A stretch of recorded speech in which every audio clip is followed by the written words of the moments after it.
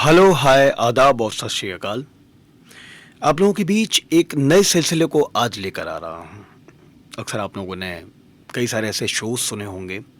मेरा शुरू से एक हमेशा से मन रहा है कि मैं कुछ पेश करूँ और रेडियो पर कहानियों से जुड़ा हुआ कुछ, लिटरेचर से जुड़ा हुआ कुछ, साहित्य से जुड़ा हुआ कुछ, जिसमें कविताएँ हों, कहानियाँ हों, उपन्यास हो, ऐसा कुछ नायाब लेकर आऊँ।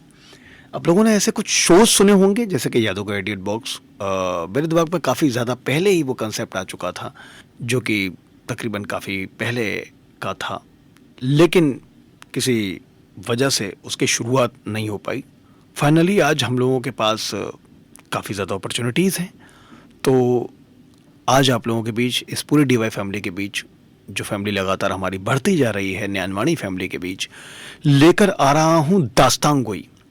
दास्तान गोई के बारे में आपको कुछ बातें तो बताऊंगा ही, लेकिन ये एक कला होती है जिसमें आप कहानियों का वाचन करते हैं, दास्तान का वाचन करते हैं, दास्तान को सुनाते हैं।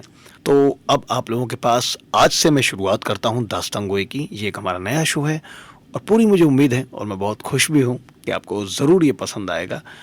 तो बैक टू बैक आप लोगों के पास हर बार एक नई कहानी आएगी जो कि आपकी मनपसंद होगी। Thank you so much.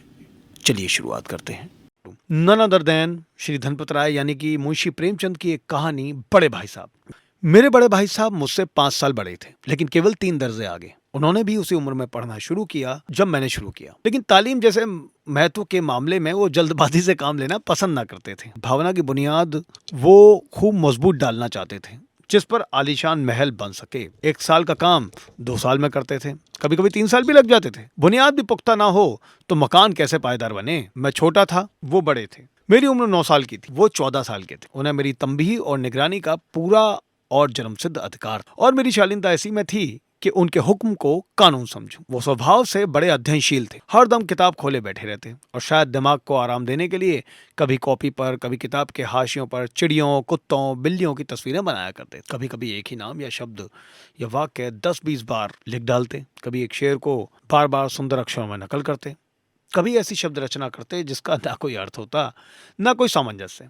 मसलन एक बार उनकी कॉपी पर मैंने इबारत देखी, स्पेशल अमीना, भाइयों भाइयों, दरअसल भाई भाई, राधे श्याम, श्रीयुक्त राधे श्याम, 1 घंटे तक। इसके बाद एक आदमी का चेहरा बना हुआ था। मैंने बहुत चेष्टा की कि इस पहेली का कोई अर्थ निकालूं, लेकिन असफल रहा और उनसे पूछने का साहस ना हुआ। वो 9वीं जमात में थे और मैं 5वीं में। उनकी रचनाओं को समझना मेरे लिए छोटा मुंह बड़ी बात थी। मेरा जी पढ़ने में बिल्कुल ना लगता था। 1 घंटा भी किताब लेकर बैठना पहाड़ था। मौका पाते ही हॉस्टल से निकलकर मैदान में आ जाता और कभी कंकड़ियाँ, कभी कागज़ की तितलियाँ उड़ाता, और कहीं कोई साथी मिल गया तो पूछना ही क्या।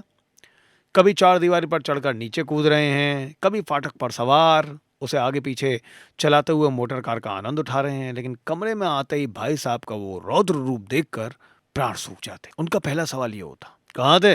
हमेशा यही सवाल इसी ध्वनि में हमेशा पूछा जाता, और इसका जवाब मेरे पास केवल मौन था। न जाने मेरे मुंह से ये बात क्यों ना निकलती कि जरा बाहर खेल रहा था। मेरा मौन कह देता था कि मुझे अपना अपराध स्वीकार है, और भाई साहब के लिए इसके सिवा और कोई इलाज ना था कि स्नेह और रोष से मिले हुए शब्दों में मेरा सत्कार करें। इस तरह अंग्रेजी पढ़ोगे तो जिंदगी भर पढ़ते ही रहोगे और हर्फ ना आएगा। अंग्रेजी पढ़ना कोई हंसी खेल नहीं है कि जो चाहे पढ़ ले, नहीं तो हर ऐरा गहरा नत्थु गहरा सभी अंग्रेजी के विद्वान हो जाते। यहाँ रात दिन आंखें फोड़नी पड़ती हैं और खून चलाना पड़ता है, तब कहीं ये विधा आती है। और आती क्या है? हाँ, कहने को आ जाती है। बड़े बड़े विद्वान भी शुद्ध अंग्रेजी नहीं लिख सकते, बोलना तो दूर रहा। और मैं कहता हूं, तुम कितने घोंगा हो कि मुझे देखकर भी सबक नहीं लेते। मैं कितनी मेहनत करता हूं, ये तुम अपनी आंखों से देखते हो। अगर नहीं देखते तो ये तुम्हारी आंखों का कसूर है, तुम्हारी बुद्धि का कसूर है। इतने मेले तमाशे होते हैं, मुझे तुमने कभी देखने जाते देखा है? रोज ही क्रिकेट और हॉकी के मैच होते हैं, मैं पास नहीं फटकता, हमेशा पढ़ता रहता हूँ। उस पर भी एक एक दर्जे में 2-2, 3-3 साल पढ़ा रहता हूँ। फिर भी तुम कैसे आशा करते हो कि तुम यूं खेलकूद में वक्त गंवाकर पास हो जाओगे? मुझे तो 2 ही 3 साल लगते हैं। तुम उम्र भर इसी दर्जे में पड़े सड़ते रहोगे। अगर तुम्हें इस तरह उम्र गंवानी है तो बेहतर है घर चले जाओ और मजे से गुल्ली डंडा खेलो। दादा की गाड़ी कमाई के रुपए क्यों बर्बाद करते हो तुम? उनको बर्बाद नहीं करना चाहिए। मैं ये लताड़ सुनकर आंसू बहाने लगता। जवाब ही क्या था? अपराध तो मैंने किया, अब लताड़ कौन से है? भाई साहब उपदेश की कला में निपुण थे। ऐसी ऐसी लगती बातें कहते, ऐसे ऐसे सूखती बाण चलाते कि मेरे जिगर के टुकड़े टुकड़े हो जाते। और हिम्मत टूट। इस तरह जान तोड़कर मेहनत करने की शक्ति मैं अपने आप में ना पाता और उस निराशा में ज़रा देर के लिए मैं सोचने लगता, क्यों ना घर चला जाऊं।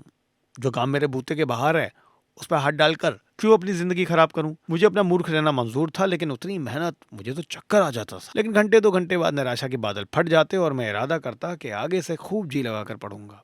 चटपट एक टाइम टेबल बना डालता, बिना पहले से नक्शा बनाए, कोई स्कीम तैयार किए काम कैसे शुरू करूं। टाइम टेबल में खेल कूद की मद बिल्कुल उड़ जाती।